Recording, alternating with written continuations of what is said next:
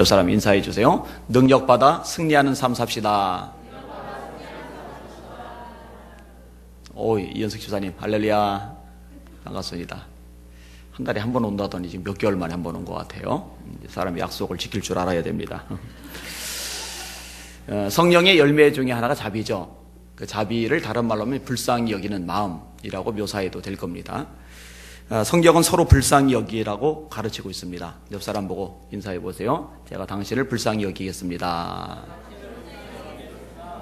빈말이 아니고 농담이 아니고 서로가 서로를 불쌍히 여기는 마음이 진짜로 필요해요. 성경은 명확히 말씀합니다. 서로 불쌍히 여기며. 예수님이 사람들을 대하실 때의 마음가짐이 이 마음이었죠. 불쌍히 여기는 마음. 불쌍히 여기는 마음. 근데 여러분, 이 불쌍히 여기는 마음이 참 귀한데요. 불쌍히 여기는 마음만 예수님이 가지고 계시고 능력이 없으셨다면은 그냥 불쌍히 여기는 것으로 끝날 거예요. 근데 불쌍히 여기는 마음을 가지신 데다가 능력까지 가지고 계시니까 역사를 행하시거든요. 실질적인 도움과 힘이 되는 거죠. 오늘 설교 제목 따라 합시다. 불쌍히 여기시고 역사하시는 예수님. 한 번 더요. 불쌍히 여기시고 역사하시는 예수님. 그 예수님을 날마다 경험하며 사시기를 주님의 이름으로 축원합니다. 자, 오늘 본문도 불쌍히 여기시는 대목이 나오죠. 32절을 같이 읽을게요. 시작. 예수께서 제자들을 불러 이르시되 내가 무리를 불쌍히 여기노라. 그들이 나와 함께 있은지 이미 사흘임에 먹을 것이 없도다. 길에서 기진할까요? 굶겨 보내지 못하겠노라. 참 극성 맞은 사람들입니다. 예수님하고 함께 있은지 며칠이라고요? 3일. 이게 뭐 수양관 같은 데서 수련회를 하는 게 아니에요. 그냥 따라다니는 거예요. 그러니까 숙박시설 없어요. 뭐 샤워 시설 그런 거 없어요. 화장실, 공중화장실 그런 거 없어요. 대단한 거예요, 대단한 거예요. 3일간 따라다니면서 말씀을 듣는 거예요. 그런데 예수님이 이들 보면서 불쌍히 여기시는 마음이 있으신 거예요.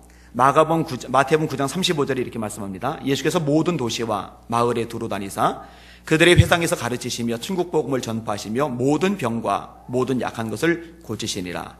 무리를 보시고 불쌍히 여기시니 이는 그들이 목자 없는 양과 같이 고생하며 기진함이라. 이에 제자들에게 이르시되 추수할 것은 많되 일꾼이 적으니 그러므로 추수하는 주인에게 청하여 이르기를 추수할 일꾼을 보내어 주소서 하라.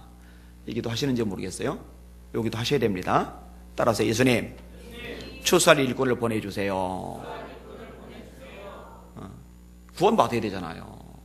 놔두면 안 되잖아요. 추수할 일꾼도 보내주세요.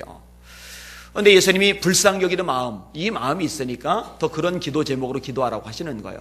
여러분, 세상에 불쌍한 사람들 얼마나 많아요. 근데 세상이 다인 줄 알고 넋놓고 살다가 영원한 지옥에 떨어지면은 그거 얼마나 안타까운 거예요.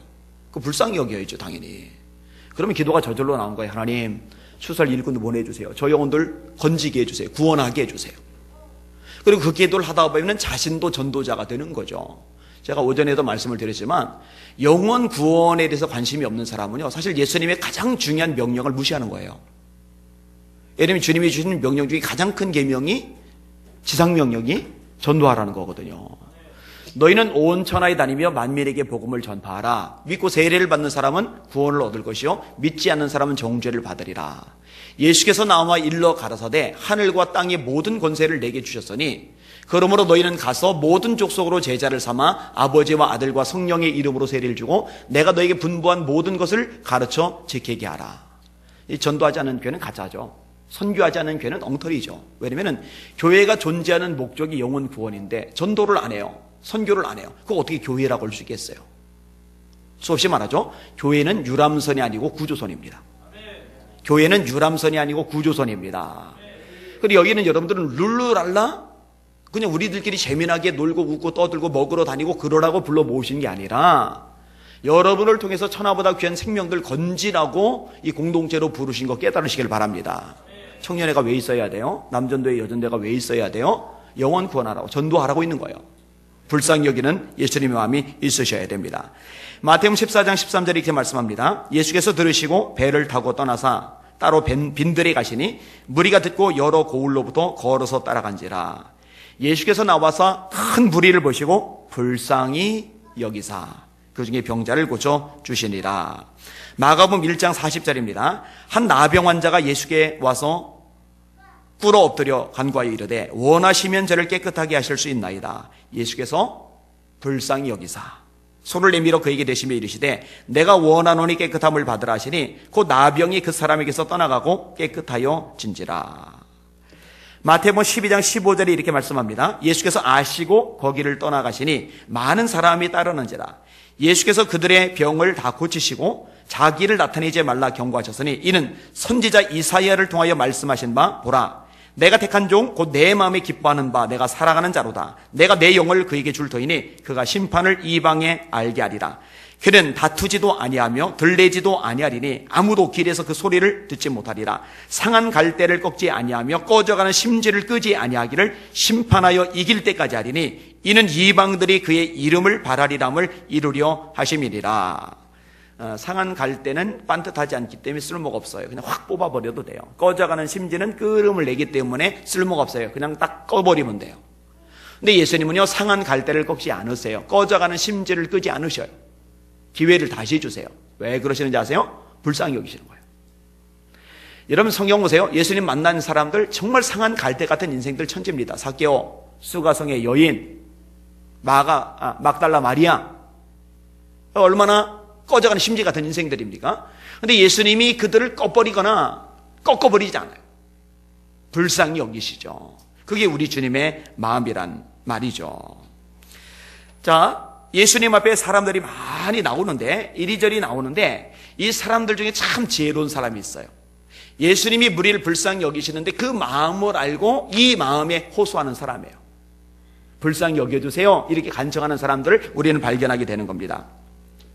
마태복음 15장 21절입니다. 예수께서 거기서 나가사 두로와 시돈 지방으로 들어가시니 가나안 여자 하나가 그 지경에서 나와서 소리질러 이르되 주 다윗의 자손이여 나를 불쌍히 여기소서 내 딸이 흉악하게 귀신 들렸나이다. 마태복음 17장입니다. 그들이 무리에게 이르매 한 사람이 예수께 와서 꿇어 엎드려 이르되 주여 내 아들을 불쌍히 여기소서 그가 간질로 심히 고생하여 자주 불에도 넘어지며 물에도 넘어지는지라. 마가복음 10장 바디메오 얘기입니다. 46절에 이렇게 말씀합니다. 그들이 여리고에 이르렀더니 예수께서 제자들과 허단 무리와 함께 여리고에서 나가실 때에 디메오의 아들인 맹인거지 바디메오가 길가에 앉았다가 나사렛 예수시란 말을 듣고 소리질러 이르되 다윗의 자손 예수여 나를 불쌍히 여기소서 하거늘 많은 사람이 꾸짖어 잠잠하라되 그가 더욱 크게 소리질러 이르되 다윗의 자손이여 나를 불쌍히 여기소서 하는지라. 잠잠하게 우물우물한 게 아니에요. 소리 지른 거예요. 사람들이 구박하고 입 다물라고 떠든다고 시끄럽다고 뭐라고 눌러대니까 더 크게 소리 질러요. 더 크게 다윗의 자손이여 나를 불쌍히 여기소서 외치는 거예요. 다윗의 자손이여 나를 불쌍히 여기소서 하는지라. 예수께서 머물러 서서 그를 부르라 하시니 그들이 그 맹인을 부르며 이르되 안심하고 일어나라. 그가 너를 부르신 다음에 맹인이 겉옷을 내버리고 뛰어 일어나 예수께 나오거늘 예수께서 말씀하여 이르시되 네게 무엇을 하여 주기를 원하느냐. 맹인이 이르되 선생님이여 보기를 원하나이다. 예수께서 이르시되 가라 네 믿음이 너를 구원하였느니라 하시니 그가 곧 보게 되어 예수를 길에서 따르니라. 네 믿음이 너를 구원하였느니라. 눈이 떠졌어요. 근데 그럼 믿음이 뭐예요? 믿음이 부르짖는 거죠. 사람들이 뭐라 하는데 구박하는데 그럼에도 불구하고 더 크게 소리 지른 거죠. 여러분 그렇게 기도하셔요. 아멘 소리 봐요. 이거. 여러분 그렇게 기도하셔요. 신용만 하지 말고 대충 하지 말고 이번에 기도하다 죽는다 각오를 가지고서 주여 하고 부르짖으란 말이에요. 따라합시다. 너는 내게 부르짖으라.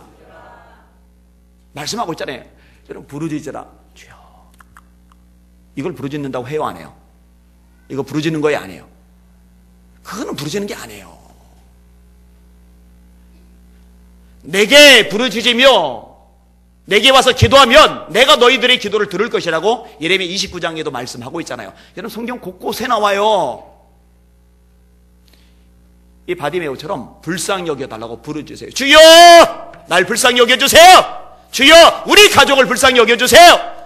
주님 제가 일하는데 막혔습니다. 꼬였습니다. 문제가 많아요. 힘들어요. 장애물이 너무 심합니다. 주여 불쌍히 여겨주시옵소서.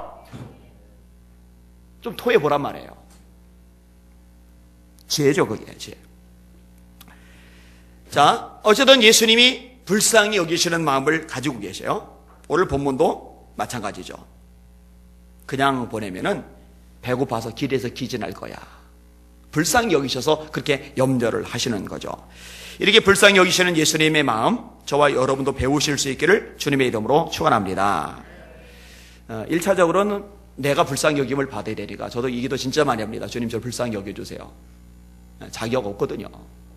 미달이거든요. 제가 저를 알아요. 그러니까 불쌍히 여겨달라고 기도할 수밖에 없는 거죠. 저는요, 농담이 아닙니다. 정말 매일 감격합니다. 나 같은 사람 써주는 게 은혜라고 생각을 해요. 정말 매일 감격합니다. 매일 행복해요. 이렇게 말씀 전하는 사역이 있어서만큼은. 자, 이렇게 불쌍히 여겨주세요라고 주님께 간청할 뿐만 아니라 이 주님의 불쌍히 여기심을 받은 사람으로서 이제 여기는 여러분들도 예수님처럼 다른 사람을 불쌍히 여기실 수 있으셔야 돼요. 그렇게 되실 수 있기를 주님의 이름으로 축원합니다. 베드로에게 아시잖아요. 예수님, 누가 내게 죄를 범하면 7번까지 용서해 주면 되겠습니까? 예수님이 뭐라고 하세요? 7번만이 아니라 7번씩 70번까지라도 해라. 490번까지라도 해라. 490번이 아니죠. 그 이상으로 해라 주라는 거죠. 그리고 주님이 비유를 말씀하시는 거예요. 1만 달란트 빚진 사람이 임금님에게 갚겠다고 하니까 못 갚아요. 1만 달란트는 누구도 못 갚아요. 저기 빌 게이츠나 워렌 버핏 정도 되면 갚을 수 있을 거예요. 그 외에는 아무도 못 갚아요. 죽었다 깨도 못 갚아요. 자선 대대로 갚아도 못 갚아요. 어떤 임금님이 애걸하는 사람 보고 불쌍히 여겨요. 불쌍히 여겨. 그렇게 돼 있어요. 불쌍히 여겨. 다 탕감을 해줘요.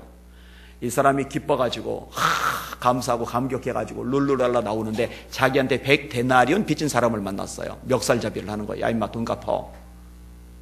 나 좀 용서해줘. 그랬더니 용서 안 해줘요. 감옥에 쳐넣었어요. 요 얘기가 임금님 귀에 들어갔잖아요. 임금님이 불러들이는 거예요. 널 와봐. 그리고 이렇게 말씀하세요. 내가 너를 불쌍히 여김과 같이 너도 네 등간을 불쌍히 여기는 것이 마땅치 아니하냐. 요놈 돈을 집어넣어라. 따라합시다. 내가 너를 불쌍히 여기는 것 같이 너도 불쌍히 여기는 것이 마땅하지 아니하냐. 여러분 주님 통해서 불쌍히 여기심을 받았잖아요. 그러면 이제는 여러분들이 여러분에게 죄 지은 사람, 잘못한 사람, 실수한 사람 불쌍히 여기실 수 있기를 주님의 이름으로 축원합니다. 자, 다시 본문으로 돌아올게요. 자, 길에서 기진할까 봐 예수님께서 불쌍히 여기는 마음으로 이야기를 하시니까 제자들이요 엉뚱한 소리를 합니다. 33절 보세요. 시작. 제자들이 이르되 광야에 있어 우리가 어디서 이런 무리가 배부를 만큼 떡을 얻으리까. 자, 두 가지를 지적을 하는 거예요. 지금 우리가 어디 있다는 거예요? 광야에 있어. 광야에 있어. 광야는 도시가 아니에요. 떡집이 없어요. 방앗간도 없어요. 속수무책이라는 얘기죠. 그 다음에 또 뭐 하나 얘기를 해요? 이런 무리가 굉장히 많거든요. 4,000명이니까. 여러분 4,000명 진짜 많잖아요. 이런 무리가 먹을 만큼. 그러니까 한계가 있는 거죠. 결론이 났어요. 배부를 만큼 떡을 얻으리까? 얻을 수 없다는 거예요. 이들이 내린 결론은 정확한 결론입니다. 합리적이에요. 정말 맞아요. 그리고 우리 역시 이런 결론을 내릴 때가 있어요. 아무리 생각해도 끝입니다. 더 이상 방법이 없어요. 차라리 손을 놔버리는 게 나아요. 근데 제자들이 지금 잊고 있는 게 있어요. 뭐를 잊고 있느냐? 첫째로 지금 그 가운데 예수님이 함께하고 계시다는 것을 잊고 있어요. 이걸 잊어버리면 안 돼요. 여러분 하나님이 여러분과 함께 하시다는 거 잊지 마시길 바랍니다. 그걸 잊어버리는 순간 입에서 부정적인 말이 나와요. 그걸 잊어버리는 순간 마음이 낙담이 돼요. 그걸 잊어버리는 순간 삶이 무거워서 짓눌려 버려요. 근데 그걸 기억해내는 순간 여러분은 힘을 낼 수가 있어요. 여러분 성경의 인물들이요 어려움, 시련, 고난, 위기, 절망, 좌절 이 과정을 안 겪은 게 아닌데요. 그 겪는 상황 속에서 뚫고 나간 비결이 있어요. 그게 뭐냐면 하나님이 함께 하심을 기억해내는 거예요. 예레미야 20장 뭐라고 고백합니까? 그러나 여호와는 두려운 용사 같으시며 나와 함께 하시는 고로 나를 박해하는 자가 나를 이기지 못할 것이오며.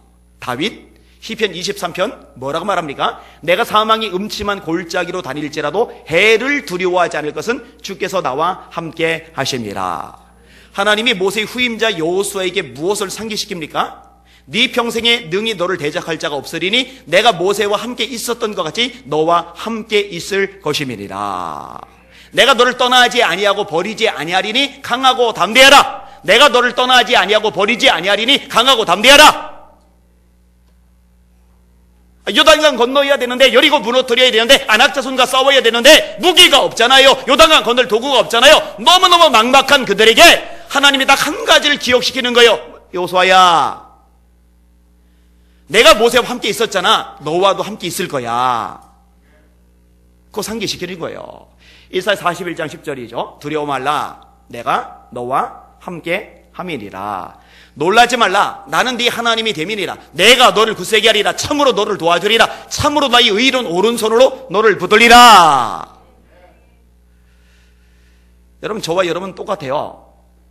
주님이 함께 하심을 망각하는 순간 무너져 내리는 거예요. 막 슬럼프에 빠져버리는 거예요. 막 미끄럼 타는 거예요. 그냥. 근데 그것만 기억해내면은요, 달라요. 달라요. 예수님이 함께 하신다는 거 놓치지 마셔요. 마태복음 28장 마지막 절 볼지어다 내가 세상 끝날까지 너희와 항상 함께 있으리라. 마태복음 1장 23절 그의 이름은 임마누엘이라 하셨으니 이를 번역한즉 하나님이 우리와 함께 계시다 함이라. 그 다음에 또 하나 제자들이 뭘 망각하고 있느냐, 함께 하시는 예수님을 망각했을 뿐만 아니라 예수님이 어떤 일을 행하셨었는지를 망각한 거예요. 지금 4,000명 있죠. 근데 이전에 이 4,000명보다 1,000명이 더 많았을 때, 지금 떡 7개가 있죠. 이 떡보다 2개가 모여서 떡 5개가 있었을 때, 떡 5개와 물고기 2마리로 예수님이 5,000명을 먹이고 12광주리를 남기는 기적을 이루시키셨거든요. 그게 얼마 전에 있었던 사건이에요. 수십 년 전 사건이 아니고 바로 얼마 전에 있었던 사건이에요. 그거를 지금 망각해버린 거예요. 깝깝하죠. 여러분, 출애굽한 이스라엘 백성들이요, 홍해 가르는 사건을 목격했잖아요. 애굽의 10가지 재앙을 목격했잖아요. 그런데 광야 힘들잖아요. 물이 없다고 툴툴대요. 길이 험하다고 툴툴대요. 조금 전에 봤잖아요. 얼마 전에 봤잖아요. 하나님의 능력, 역사, 기적을 경험했잖아요. 근데 다 망각해버린 거예요. 다 까먹어버린 거예요.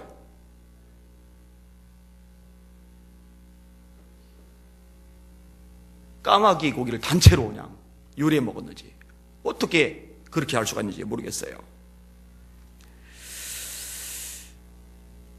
출애굽기 15장 22절에 이렇게 말씀을 합니다. 들어보세요. 모세가 홍해에서 이스라엘을 인도하며 그들이 나와서 수르 광야로 들어가서 거기서 사흘 길을 걸었으나 물을 얻지 못하고 마라에 이르렀더니 그곳 물이 있어서 마시지 못하겠으므로 그 이름을 마라라 하였더라.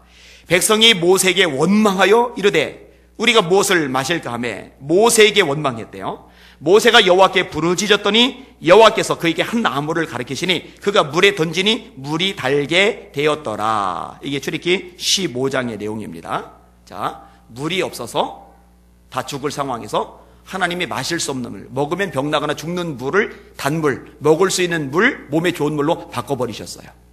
그러면은 이걸 겪었으면 다음번에는 이제 물 때문에는 적어도 원망하지 말아야 되잖아요. 근데 물 가지고 또 원망하죠. 민수기 20장입니다. 회중이 물이 없으므로 모세와 아론에게 모여들이라. 백성이 모세와 다투어 말하되, 모세하고 싸워요. 왜 모세를 잡아요 맨날. 모세와 다투어 말하여 이르되 우리 형제들이 여호와 앞에서 죽을 때 우리도 죽었더라면 좋을 뻔하였도다. 할 말이 따로 있지. 이딴 말을 해요. 너희가 어찌하여 여호와의 회중을 이 광야로 인도하여 우리와 우리 짐승이 다 여기서 죽게 하느냐? 너희가 어찌하여 우리를 애굽에서 나오게 하여 이 나쁜 곳으로 인도하였느냐? 이곳에는 파종할 곳도 없고 무화과도 없고 포도도 없고 석류도 없고 마실 물도 없도다.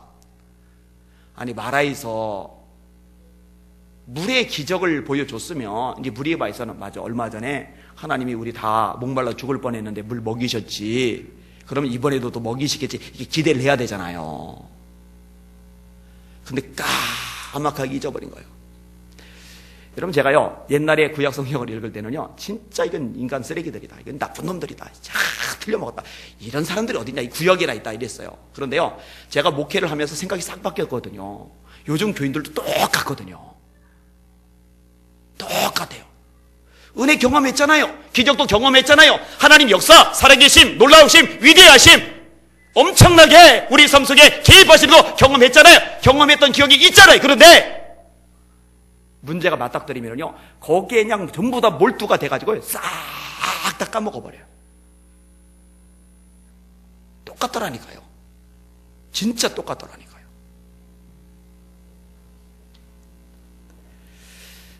여러분, 은혜 받은 경험 있으시죠? 성령 충만 받은 경험 있으시죠? 마음속에 기쁨이, 소망이, 감사가, 감격이 막 끌어오던 그런 경험 있으시죠? 잊지 마시기를 주님의 이름으로 축원합니다. 놓치지 마시기를 주님의 이름으로 축원합니다. 꼭 붙잡으시기를 주님의 이름으로 축원합니다. 잊어버리면 안 돼요. 자, 두 가지 놓친 거죠. 예수님이 함께 하시다는 것, 그리고 그 예수님이 얼마 전에 놀라운 역사를 행하셨다는 것. 그 두 가지를 망각해버린 거예요. 참 속상한 일입니다. 자, 예수님이 이제 이 상황을 수습을 하셔요. 자, 34절. 예수님이 있는 것을 물으세요. 시작. 예수께서 이르시되 너에게 떡이 몇 개나 있느냐? 이르되 7개와 작은 생선 2마리가 있나이다 하거늘. 자, 광야죠. 식당 없죠. 떡집 없죠. 방앗간 없죠. 민가 없죠. 뭐 아무것도 없어요. 그죠? 예수님은 없는 것을 물어보지를 않으세요. 뭘 물어보세요? 너에게 있는 게 뭐냐? 그 엘리사도 그렇죠. 그 과부 보고 당신에게 있는 게 뭐냐? 있는 걸 물어보죠. 하나님이 모세 보고 너 손에 든 게 뭐냐? 지팡이.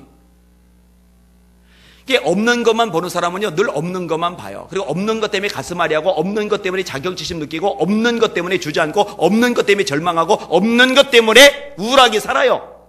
나는 왼팔이 없어. 나는 건강이 없어. 나는 백이 없어. 나는 돈이 없어.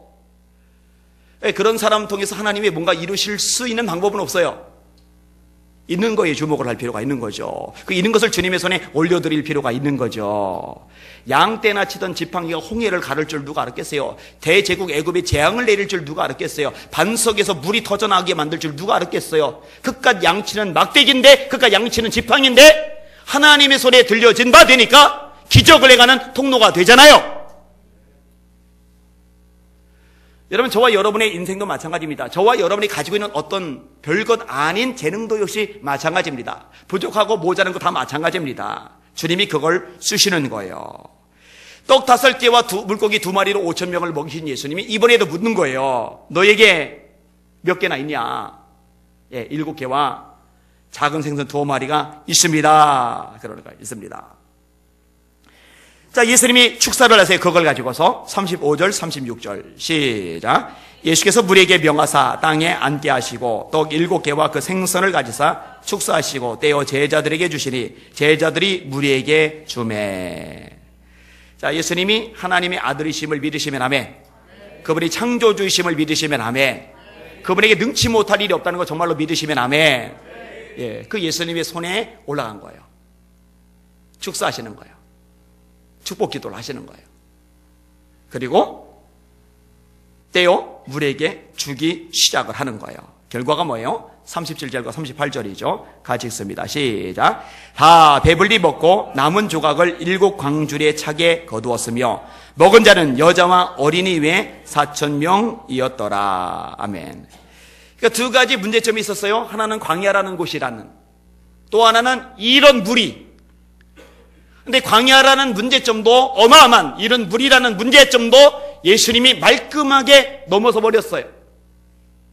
광야에서 4,000명이나 되는 사람들이 실컷 배부르게 먹고 남은 것을 모으니까 7 광주리가 되어버린 거죠. 이게 예수님의 능력, 예수님의 역사, 예수님의 도우심이죠.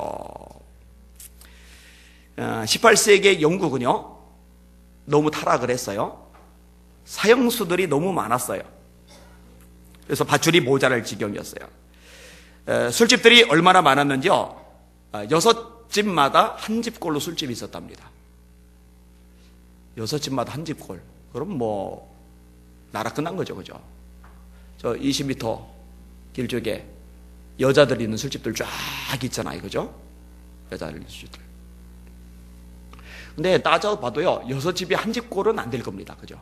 될 수가 없죠. 60집이 한 집꼴도 안 될 거예요, 아마. 근데 6집에 한 집꼴이라니까 말 다 한 거예요.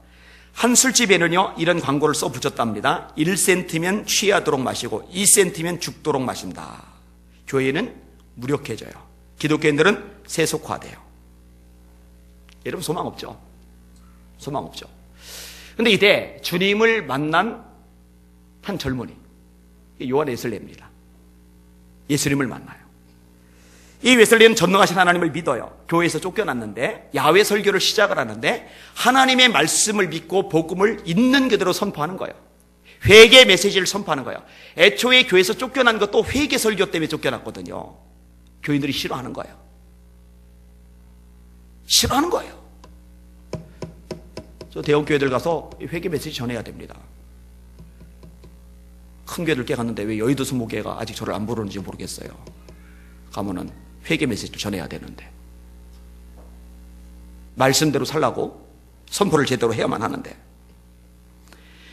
설교하다가 돌에 맞기도 하고 깡패들에게 질질 끌려가기도 해요. 그럼에도 불구하고 하나님만 의지하면서 믿음을 가지고 선포를 합니다. 그래서 예수 믿게 된 사람을 훈련을 시키는데요, 얼마나 철두철미하게 훈련시켰냐면은 교인들을 하루에 2시간씩 기본으로 기도하기 훈련을 시켰어요. 아, 웨슬리 목사님 너무너무 만나보고 싶어요. 도대체 어떻게 훈련을 시켰으면 2시간씩 기도하게 만들었을까? 도대체 어떻게 했을까? 여러분, 제가 발버둥을 치잖아요. 막 목이 메서 막 속이 막 타들어가 썩어 들어갈 만큼 여러분 기도합시다. 기도합시다. 제발 기도합시다. 제발 기도합시다. 제발 기도합시다. 1시간 기도는 그냥 신앙 겨우 유지하는, 열기 그냥 겨우 유지하는. 여러분요, 예수님 생각, 복음에 대한, 영혼 구원에 대한, 선교에 대한, 하나님 나라에 대한 아무 생각 없어요. 그냥 세상 것만 생각하고 살아요. 기도가 없으니까.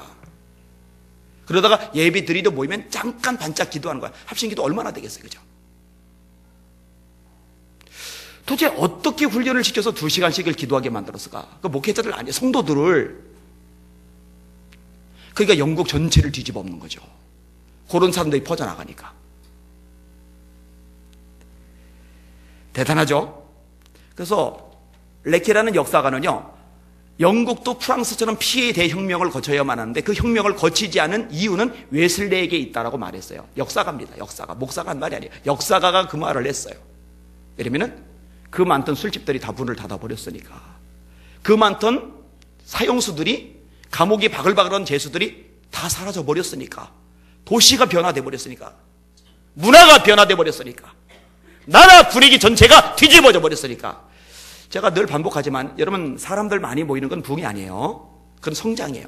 부흥은 마음이 새로워진 사람, 심령이 변화된 사람들이 늘어나는 게 부흥이에요. 심령으로 변화를 받아. 너희는 이 시대를 본받지 말고 오직 마음을 새롭게 함으로 변화를 받아. 마음을 새롭게 함으로 변화를 받아. 마음이 새로워져야 되는 거예요. 마음이 세상 바라보고 죄악 따라가고 마귀 종로로 타고 향락, 쾌락, 편안하고 안락하고 보정된 삶, 돈, 인간적인 즐거움, 이런 것에만 끌려다니던 마음이 하나님의 예수의 성령님, 하나님의 나라, 말씀, 진리, 영원 구원, 기도하는 거, 이런 것들로 이제 마음이 꽉 차는 거예요. 그게 마음이 변화되는 거죠. 심령이 변화되는 거죠. 새 사람이 되는 거죠, 말 그대로.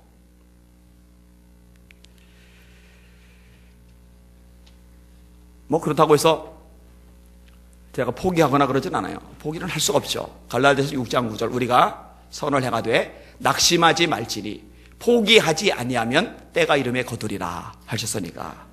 웨슬리 목사님도 뭐 처음부터 환영받았던 건 아닙니다. 아까 말했잖아요. 돌 맞고 깡패들에게 두들겨 맞고 끌려다니고 막 험한 걸 많이 겪었거든요. 근데 세월이 지나면서 훈련받은 사람이 한둘씩 둘씩 늘어가면서 그들이 빛된 삶을 발휘하기 시작하면서 영국 전체를 바꿔나가기 시작한 거니까요. 자, 기적을 행하신 예수님, 행하신 다음에 열광하는 무리들을 흩어보내요. 자, 39절 마지막 절 한 장 읽겠습니다. 시작. 예수께서 무리를 흩어보내시고 배에 오르사 마가단 지경으로 가시니라. 여러분, 예수님의 관심은요, 십자가였어요. 십자가. 그래서 겟세마네 동산에서도 그걸로 땀이 땅에 떨어지는 피가 될 만큼 기도하시죠. 아버지여, 할만하시거든 이 잔이 내게서 지나가게 하옵소서. 그러나 내 뜻대로 마시고 아버지의 뜻대로 되기를 원합니다. 이 기도를 3번 하죠. 주님 속도 참 많이 썩어요. 그렇게 간절하게 기도하시고 또 기도하기 전에 내 마음이 심히 고민하여 죽게 되었으니 깨어서 기도해달라고 간곡하게 부탁을 하셨는데 베드로, 야고보, 요한주 세 놈은 그냥 자빠져 자고 있으니까 예수님 그 기하게 흔들어 깨우잖아요. 깨워놓고서 가서 기도하는데 갔다가 오면 또 자고 있고 참 깝깝하죠. 그리고 가룟 유다가 잡으러 오는 거 뻔히 아시고서 반대 방향으로 도망을 가는 게 아니라 제자들 보고 일어나라, 함께 가자, 보라 나를 파는 자가 가까이 왔느니라. 마주 가요. 마주 잡으러 오는 무리 쪽으로 가요. 제사장 유종 말고가 베드로에 의해서 귀가 잘려요. 기도를 하지 기도는 안 하고 성질만 부려요. 성질만.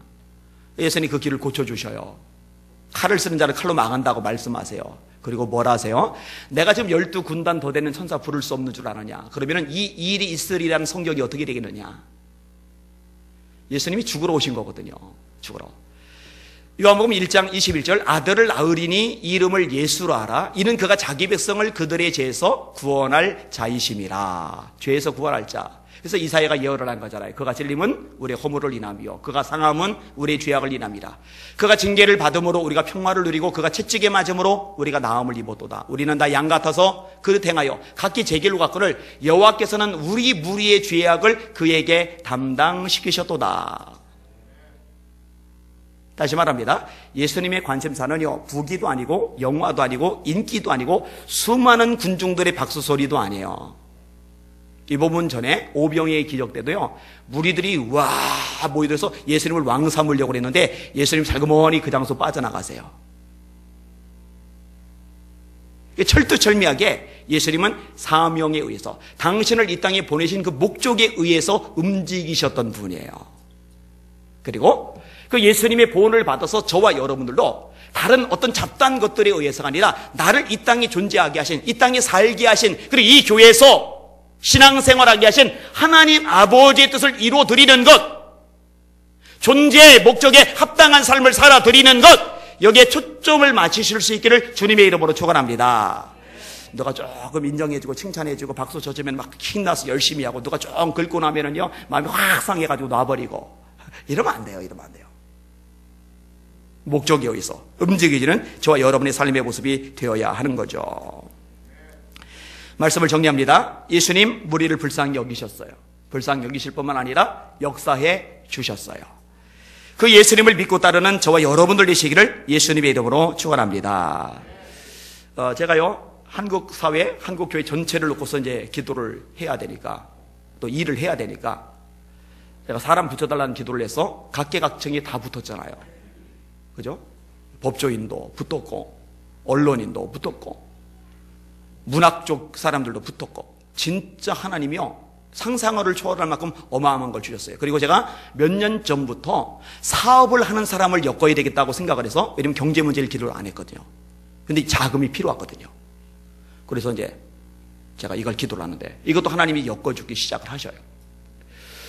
오늘도 두 부부가 찾아왔어요. 태백에 사세요. 태백에 찾아오셨어요. 원래 이제 경기도 쪽에서 기업을 하고 계시는데 수출 유망 기업으로 경기도에서 선정된 회사예요. 제품 개발을 많이 해서 40여 개. 그리고 그 제품들 상당수가 특허에 등록이 되어 있을 뿐만 아니라 심지어는 미국 FDA에서 승인받는 거는요 하늘의 별따기거든요. FDA에서 승인된 제품들이에요. 태백시에서 이게 가능성이 있으니까 전략적으로 특혜를 줘서 기업 유치를 해가지고 땅을 그냥 내준 거예요. 거기서 이제 짓고 이제 들어가야 되는 거예요. 근데 지금요 굉장히 중요한 시점인데 하나님의 역사 기적이 너무너무 절박한 상황이에요. 여기 하나님 한번 역사하시면 확 달라질 수 있는 계기예요. 근데 이번 주간에 가정 예배를 드리는데 하나님께서 안희한 목사 만나봐라. 그래서 그 감동 가지고 오늘 찾아오신 거예요. 그리고 제가 이제 기도를 해드렸고, 그리고 코치도 좀 해드렸어요. 저는 사업의 문외한이에요. 근데 제가 코치를 해주는 대로 움직여서 되는 경우가 많아요. 지난번에 권 집사님 얘기도 했는데 제가 그 인사 조정하라고 그랬어요. 근데 제가 그런 얘기를 끄집어냈을 때 움직이면 다음번에 또 얘기해 주지만 그런 얘기를 끄집어냈을 때 안 움직이면 다음번에 얘기를 안 해요. 얘기해봐야 소용이 없으니까. 근데 얘기한 대로 움직였어요. 그분이 월요일 날 찾아오셨잖아요. 저한테 얘기해줘요. 한 달에 2천만 원 정도가 남는데요, 더. 그대로 했기 때문에. 얼마나 감사해요. 사실 이제 그거 하기 전에 본인도 거기에 마음이 있었고, 근데 할지 말지 고민하고 있었는데, 제가 기도하다가, 그건 정리하세요. 라고 이제 말씀을 드렸던 케이스고. 여러분, 상황이 어떻든, 시대가 어떻든, 그리고 지금 처지가 어떻든, 한국 경제가 어떻든, 저는 믿어요. 진짜 똑바로, 하나님 보시기에 정말 똑바로만 돼 있으면요, 하나님이 얼마든지 도와줄 수 있고 역사하실 수 있어요. 그리고 이걸 경험해야 돼요. 이걸 경험하시는 여러분들 되시기를 주님의 이름으로 축원합니다. 그분도 아직은 이제 경험이 안 되는, 지금 굉장히 지금 이제 아주 막바지. 근데 요걸 이제 딛고 일어서야 되는. 그리고 이제 우리 성도들 가운데도 이제 그런 성도들이 있고. 두 가지 기억하세요. 예수님 함께 하신다는 것. 그 예수님이 정말 놀랍고 위대한 일을 행하셨던 분이라는 것. 이거 놓치지 말고 강하고 담대함으로 하루하루 살아가시는 여러분들 되시기를 주님의 이름으로 축원합니다. 기도하겠습니다. 하나님 아버지,